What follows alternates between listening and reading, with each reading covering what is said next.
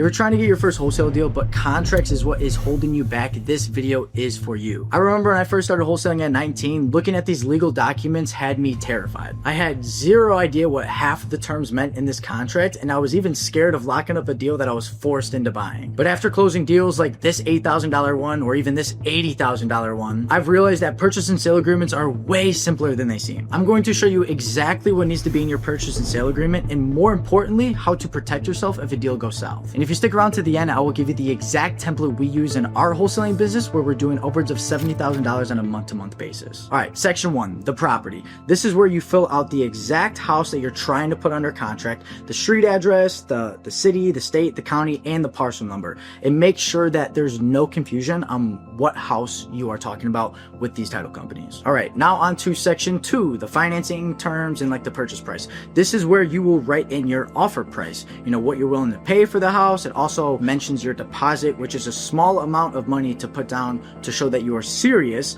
about actually, you know, fulfilling on this deal. And majority of the time, you're going to want the cash buyer to give you that earnest money to then give it to the seller to lock everybody in. So I just want to preface, the earnest money deposit does not have to come out of your pocket directly. And on top of that, you obviously just want to check off that it is a cash deal, no loans, just fast money. Now for section 3, this is just a fancy way of saying the seller agrees the price is fair. They're okay with the amount that you offered and they're ready to move forward. All right, now the closing date. Section 4, this is where you decide how long the deal will take to close. It's either going to be a number of days that you put on there or the exact date. You can also, you know, close sooner if everybody else agrees. Now, section 5, occupancy. This basically says that the seller has to give you or whoever you're assigning the deal to full access to the property at closing. If needed, you can ask them to move out a few days earlier. All in all, 9 times out of 10, you want to ensure that the property is going to be vacant upon closing. All right, section 6, the condition of the property. This part is very important. It essentially says that you are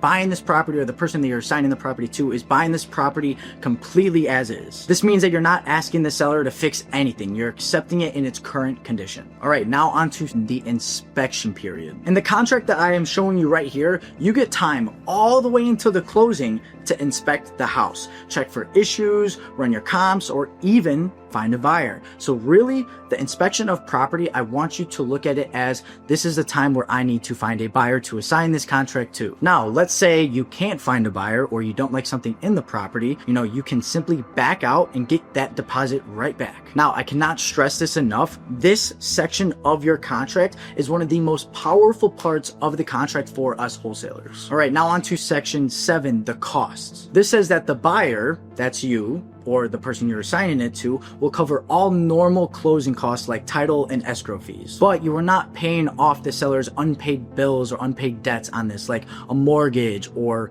taxes or liens and of that sort. You're only paying the normal closing cost for this house. All right, now section 8, not the most important part of the contract, but this just says that you're not acting as a real estate agent for the seller. If you are licensed, you can disclose that here. However, if you're not, you can just skip, you know, worrying about this part. Now on to section 9, time for acceptance and effective date. This is the deadline for the seller to accept your offer. You know, you don't want to make an offer, send them the contract, and then give them till next year to actually sign it. No, you want to put a deadline on it. So essentially, if they don't sign by the time listed here, the offer is canceled and you will get your deposit back. All right, now section 10, assignability. This is the magic line for us wholesalers. All it says is that you can assign this contract to somebody else, like a cash buyer or another one of your entities or another one of your LLCs, things like that. This section, the assignability of this contract, is how you are going to get paid without ever having to buy this property yourself. All right, section 11, the attorney modification period. This is a section that I really like to include in my wholesale contracts that I don't see a ton of wholesalers use, but it really comes in handy when you're in negotiations and really trying to get the seller to execute the contract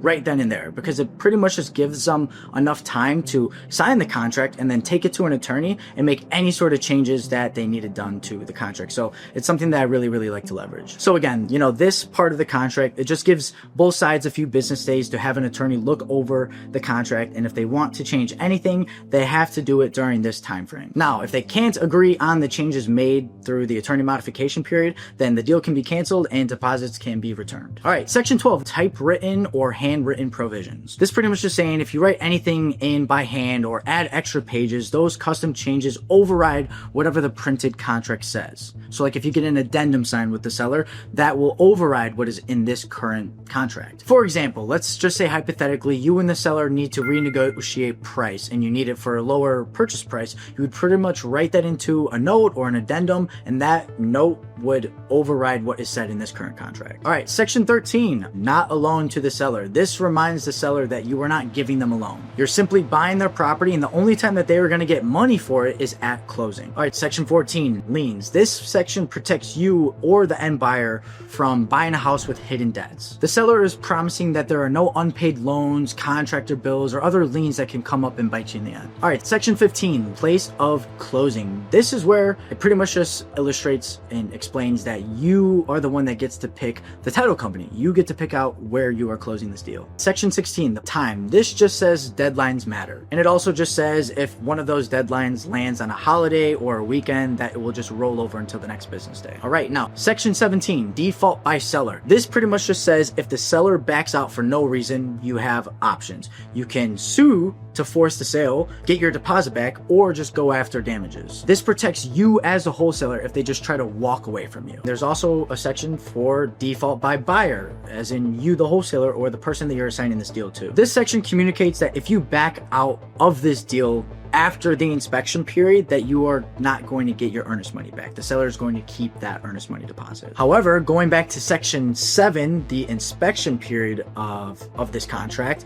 you have until the close date to finish your inspection period. So this contract really protects wholesalers to the max. Section 19, memorandum of contract. This part right here gives you the right to record a notice with the county that you have the property under contract. That way the seller can't secretly sell it to somebody else. Now, to give you an example why this section matters within this contract, it's basically because sometimes you might get a property under contract and the seller just might go completely ghost and they won't be able to sign the closing documents to actually get the deal closed out. So that's where you would take this contract, record a memorandum with the county, so that when another title company goes to, pull title on this, if the seller tries to sell it again, they were going to see that and they will not be able to clear title unless you get involved in the transaction. Section 20, prorations and insurance. This section pretty much splits bills fairly between you and the seller. Things like property taxes, rent, insurance are divided depending on, who owned the house and at what time. Section 21, other agreements. This says the contract is the final word. If talked about somewhere else outside of this contract, it doesn't count unless it is written here and signed. Section 22, clerical error waiver. If there's a typo or a small mistake in the paperwork, everyone agrees to fix it later. Nobody's getting sued over a calculator error. Section 23, this part is huge for wholesalers, the marketing section. This gives you the permission to market the property, market the contract while it is under contract. Post it on the MLS, put up signs, or even talk to buyers about this deal. However, if you are going to be doing an novation or putting this on the MLS and listing it there,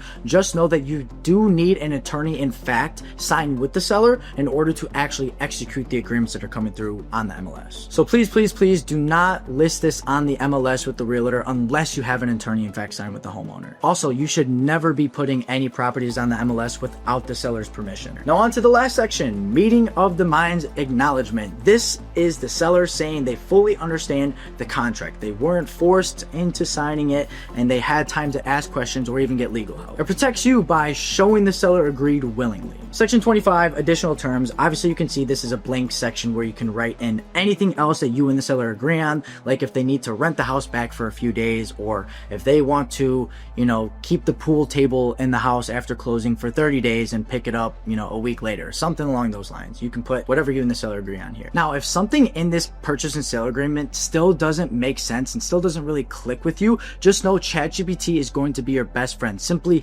copy and paste one of the sections into ChatGPT and say something along the lines of, hey, explain this part of the contract as if I was an 8th grader, and then it will spit something out to you so you can better understand it. If you haven't already checked it out, I just dropped a free 3-hour-long wholesale course on my channel that teaches you everything you need to know about starting and scaling your business. I don't care if you're brand new or an existing wholesaler, you will learn something from watching this video. And if you're looking to be coached one-on-one by me, there's going to be another link in the description for that. Catch you guys in the next one.